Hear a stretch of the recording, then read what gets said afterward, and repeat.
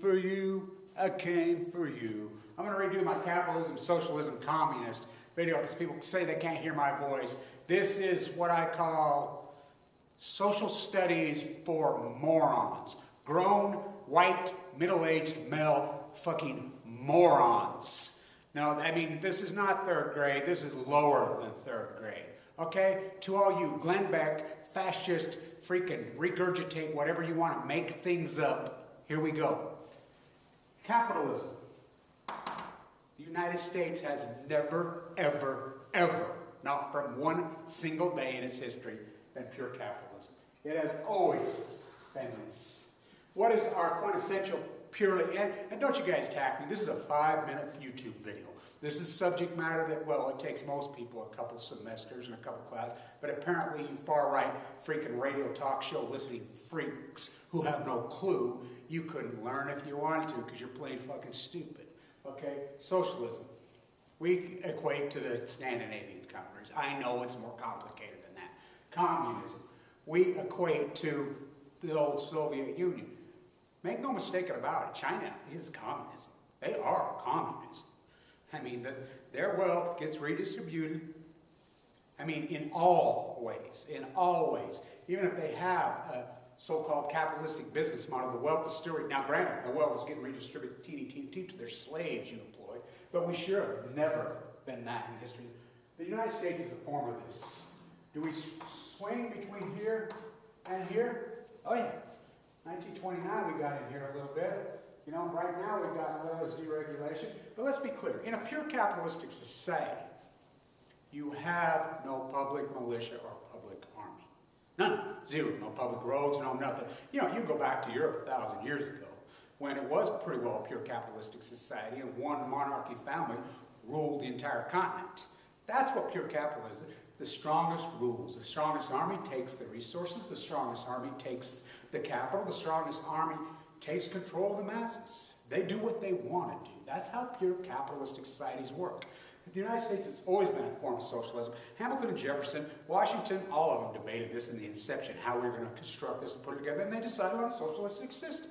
They decided on a public army, which is a socialism.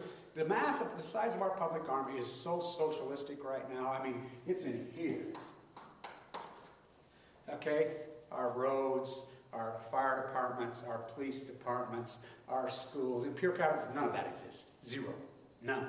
I mean, this ignorant spew about capitalism, and I say, in my other video, you heard me, I did that long, long ago. I say like this, the food inspection, whatever. I like to use the airplane analogy, but you can find thousands of analogies.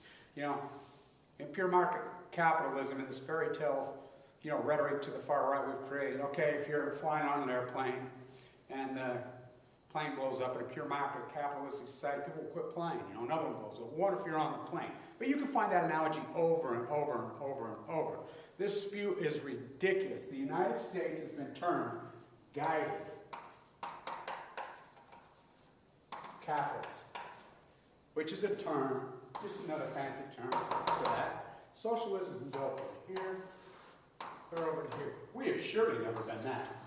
Never, not even close. Not even close. But do we support that system? Look, we fought the Korean, the Vietnam War, including my father, who was killed, bled and died for this country. We fought off the 17th peril in Korea and Vietnam, fighting off the Chinese communism spreading across the country. So what did we do? When we signed NAFTA in 1994, we backdoored all that. We backdoored. So it's created this make no mistake, the Chinese system, the communist system is there. People say, well, they're not capitalist. Oh, no. We support this system. We support this system to make it a powerful communist system more and more. See, the Soviet communist system had problems because all the resources were going to money and the work incentive. Well, they have an incentive over there. They enslave their people. They tell them to go to work, and they have a huge incentive to sell us their cheap Chinese goods because we're buying them. So we're empowering them, blowing them up, and make no mistake about it. And if you do not believe this, what I'm going to say is true. You know nothing about world history. You know nothing about economics, and you have your head up your ass. Make no mistake about it. Economic wealth is followed by military wealth. It has every single power in the history of this world. From the time of man It's only a matter of time. But like I said, we have never been this, not even close. I'm sick of hearing it. We're a form of socialism. Actually, from 1934 to 1980, we're probably the most socialized system in the world. You know, the tax rates have declined all the way. Were people happy? We had the strongest middle class in the world. We had full health care because the employers, they had to give it. You know, the government didn't have to get involved in our health care then, because when we have a full employment society that was making the average worker in 1965, in today's dollars, made nearly $100,000 a year. And today, the average worker, people will give you throw out numbers 30, you know, household income 40, those numbers are lies. The government uses lies on all of their data. The real household number is probably more like 20,000. They don't count the unemployed. They don't count the so-called illegal immigrant, which they allow people to pay cash to with a Serapina wink and a nod. Look, government data, I love my favorite one. Let's get into this for a second while I'm here. My favorite government policy number is inflation. Okay, we're talking inflation now, inflation. Now, Bernanke understands this, and make no mistake about it, the Fed was corrupted by Greenspan. Greenspan did this. Bernanke, when he got there, what does he do? You know, they're having freaking bull because he was lowering the rate when they should have been raising the rate. Let's talk about the United States government will tell you that inflation from 2000 to 2008 ran at about 2.5%, 3% annualized. What a lie. What a lie. The dollar to the euro, what was it in 2000 when Bush stole the election? What was the dollar to the euro? What was gold? What was oil? The real inflation happened and the dollar has crashed. The inflation, you draw a line right from when you read it all right. 2003, 2004, 2005, 6, inflation went psychotic, 3.5%. The real inflation number went up probably 25%. The housing bubble, all of it. It just proves to you, you cannot believe any government number. They're corrupt. They're corrupt. You cannot believe an earnings number. They are corrupt. You know, and if Bear Stearns, Citigroup, and all their earnings reports in 2008 do not prove to you that they are liars and it's corrupt, and it's all legal corruption. You know, the country has been corrupt. This socialized system that we have, we regulate some industries and not other industries. You know, it's become this social enigma of corruption, of white-collar crime is legal. This is a philosophical thing. This isn't this or cis or this. This is good and evil. This has become a philosophical war that somehow white-collar crime is not only legal, it is encouraged. But make no mistake, the United States has never been pure market capitalism. Not even close. Not even close.